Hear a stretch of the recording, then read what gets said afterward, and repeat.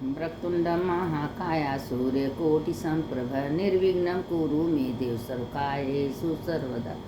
सदा भवानी दाहिने गौरी पुत्र गणेश पांच देव रक्षा करे ब्रह्मा विष्णु मृत्युंजय महादेव त्राहि मां शरणागति। जन्म मृत्यु जरा व्याधि पीड़ितं कर्म बंध मंगल भवने मंगल हारी उमा जपते त्रिपुरारी विश्वनाथ मम नाथ पुरारी त्रिभुवन महिमा विदित तुम्हारी।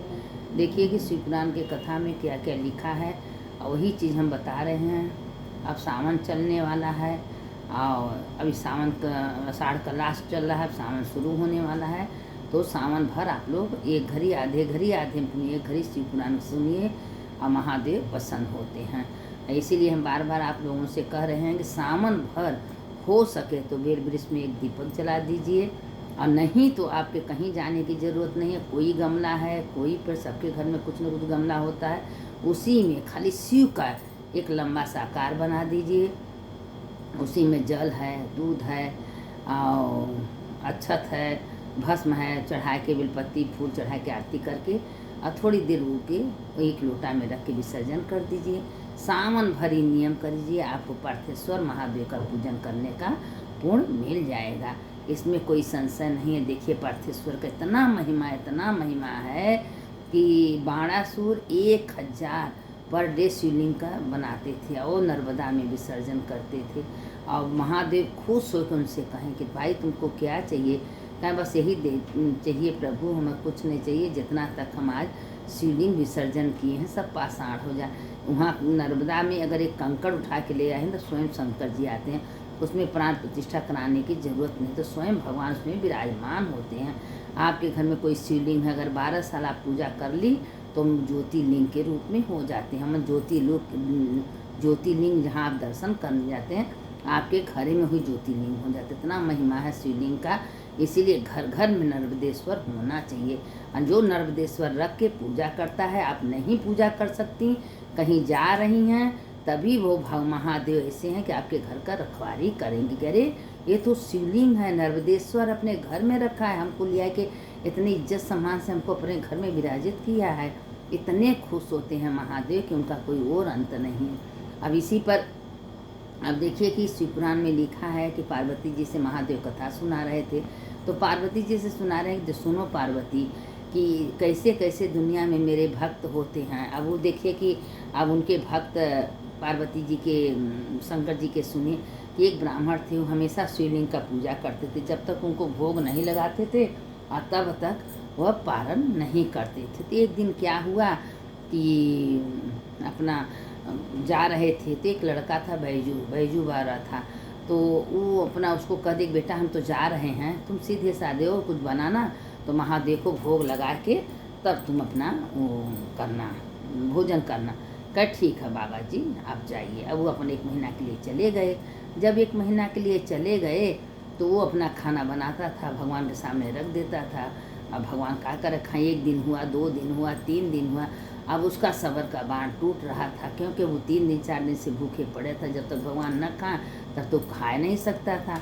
और उसी में सोच रहा था कि बताइए हम करें तो क्या करें। बाबा जी कहें कि भगवान को भोग लगा के ही खाना, अब भगवान जी खा ही नहीं रहे हैं, अब हम कैसे भी ना उनके खाए हम खा लें। अब आके थरिया में परोस के रख देता था, जब थरिया में देखता तो खाना ऐसे कैसे पड़ा रह जाता था। अब उसको बड़ा क्रोध आया। अब एक दिन गुस्सा में गया, डंडा लेके आया, डंडा लेके शिवलिंग को पीटना शुरू कर दिया कि प्रभु आप इतना परीक्षा ले रहे हैं, हम कब से खाना बना रखें, आप निकल क्यों नहीं रहे। अब भगवान कमर पीठ सोहराते निकले। अगर भगवान पहले निकल जाते तो मार न खाते, अब निकल के सोहरा रहे हैं। और निकले तो कहे प्रभु आज पहले निकल जाते, भोजन कर लेते तो हम भी कर लेते, हम भी 3 दिन से भूखे हैं। अब भगवान निकले भैया, अपन भोजन कर रहे थे। अब दूसरे दिन माता पार्वती को अन्नपूर्णा जी को साथ में लेके आके दोनों जने अपन को भोजन करते थे, भोजन देता था और दोनों जने भोजन करते थे। इसी तरह सिलसिला महीना भर से चल रहा था। तो अब वो माफ़ी मांगने का प्रभु ज़्यादा लग गई, हमको नहीं पता था, हम आपसे बार बार कहे थे भोजन करिए, भोजन नहीं कि तुमको गुस्सा आ गया। कहे नहीं जाए तुम निर्छल हो बावरा, तुम निर्छल, तुम्हारे मन में कोई कल छल नहीं है, इसीलिए तुम हमको पसंद हो। अब इसी तरह 1 महीना बीता, तब उसके बाबा जी आए तो कहें कि भाई बैरू तुम क्या हुआ, भगवान को भोग लगाए थे? कहें अरे भोग क्या लगाए थे, रोज़ बनाते थे, अकेला तुम बोले थे, अकेला तो थोड़ी ना माता अन्नपूर्णा पार्वती को ले आए के पूरा जो है खाना खा जाते थे। तो कहीं क्या बोल रहा है? तो कहें भाई झूठ तो बोलता नहीं, सीधा साधा बालक है, ये कभी आज तक झूठ बोला ही नहीं है। तो कहें कि अच्छा ठीक है, आज तुम भोजन बना के हमारे सामने खिलाओ। कहें ठीक। अब वो ले आया भोजन में थाली बना के, 2 थाली में चावल दाल सब्जी रख दिया। कहे उठिए भगवान, उठिए, निकलिए, खाइए खाइए, मेरे बाबा आ गए हैं और आज हम खाना परोसने, रोज़ तो आप खा लेते थे माता के साथ, आज वो खा लीजिए। कई बार कहा हम आपको मारेंगे नहीं, डंडा नहीं उठाएंगे प्रभु, एकदम डंडा नहीं उठाएंगे, आप भोजन कर लीजिए प्रभु, कर लीजिए कर लीजिए। अब वो विनती करने लगा। अच्छा भैया, भगवान अपन दया खा के निकले और निकल के और दोनों जनी भोजन किया। उनका पैर पकड़ के झरझर झरझर झरझर रोने लगा।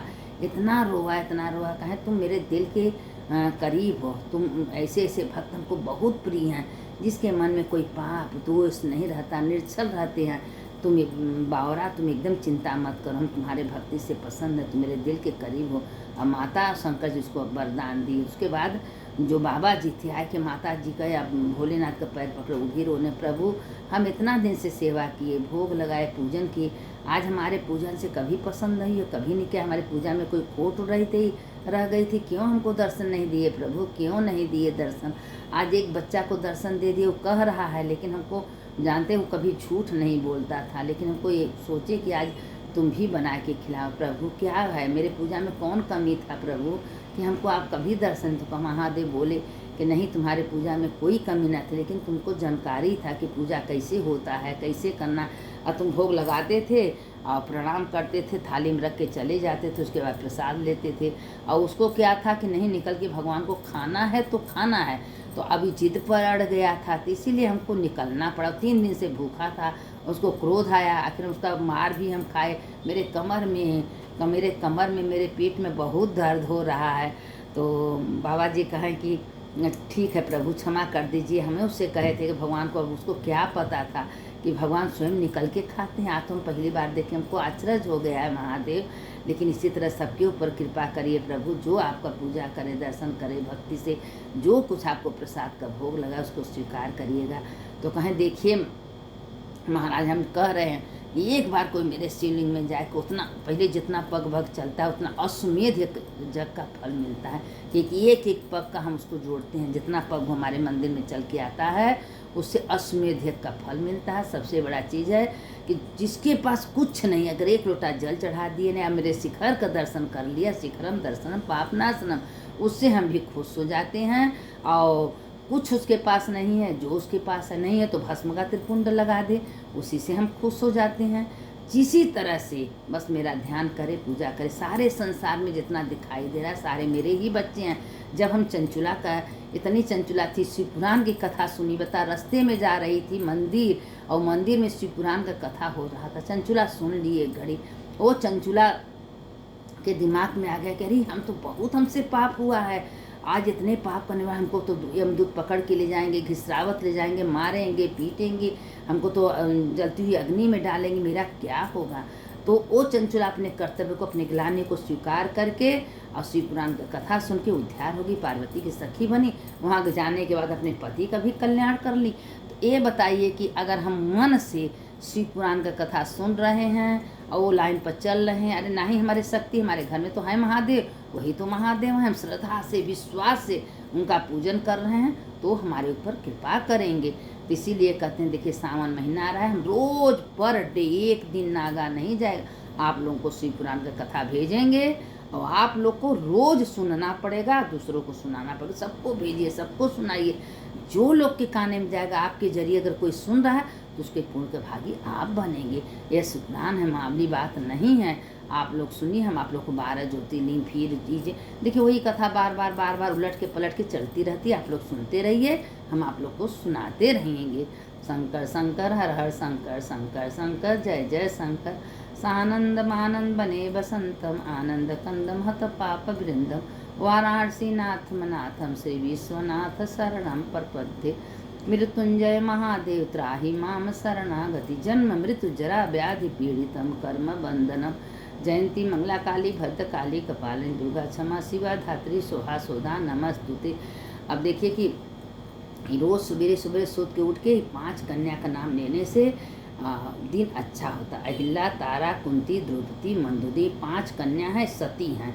ये सती का नाम लेना चाहिए सवेरे सवेरे उठ के। अब देखिए किसके आगे जो कथा की बाकी रहेगा हम रोज़ डालेंगे, सुनेंगे। आप लोग सुनिए। सुनने वाले की जय, सुनाने वाले की जय।